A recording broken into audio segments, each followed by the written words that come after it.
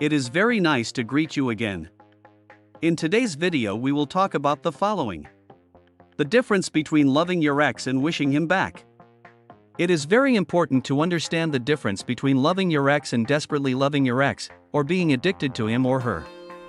Think of it in terms of loving your favorite food, like pasta bolognese, and being addicted to a drug.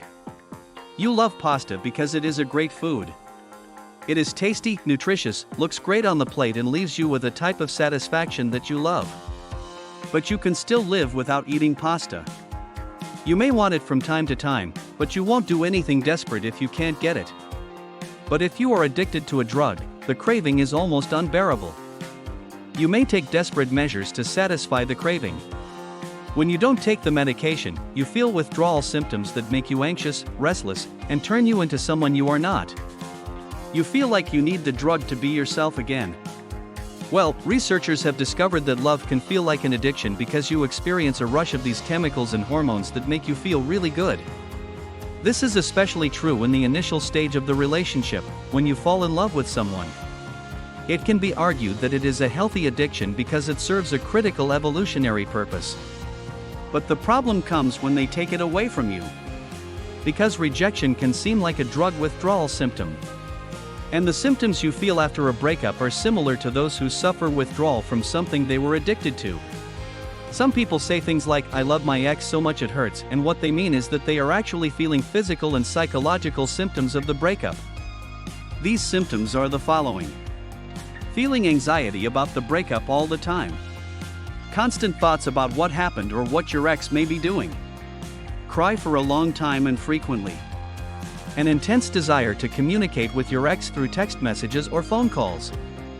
It's something like wanting a hit of the drug you are addicted to. You fantasize in your head about him coming back.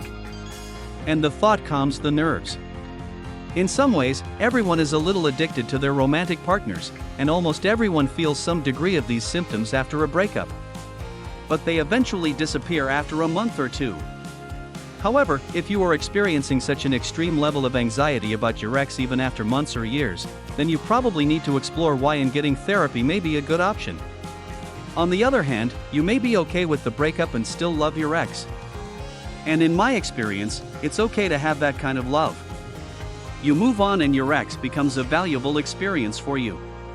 Or maybe you'll find a way to get back together with your ex after a few weeks or months. Some couples continue to have feelings for each other even years after the breakup. Some even get back together after years of being apart. I have had many cases where they got back together with their ex after being separated for over a year. But it wasn't because these people were desperately in love with their ex all that time. They weren't constantly struggling with internal conflict, anxiety, lack of communication, or social media manipulation. They moved on with their lives, learned, grew, and finally realized they were perfect for each other. How to deal with the breakup? The best way to cope with the breakup and move on from your ex is to focus on self-care, grieve, be patient with yourself, focus on self-improvement, and spend time with friends and family. For some people, that path also leads to getting back with their ex. Self-care is the most important aspect of getting over a breakup. When you start loving and caring for yourself, when you start treating yourself with kindness, you start to realize that you don't need your ex. Self-care includes: eat healthy, exercise regularly, relaxing activities such as a massage or a hot bath, meditation, spend time with your loved ones, buy yourself flowers, and much more. Limit or end contact with your ex. Remember how we talked about how being addicted to your ex can make you feel like you're desperately in love with him or her? Every time you talk to your ex, you are giving your brain a dose of your ex and prolonging your recovery time. Well, cutting off contact with your ex is the best way to stop that addiction. Doing this is also called the no contact rule and is generally recommended for 3 weeks to 6 months.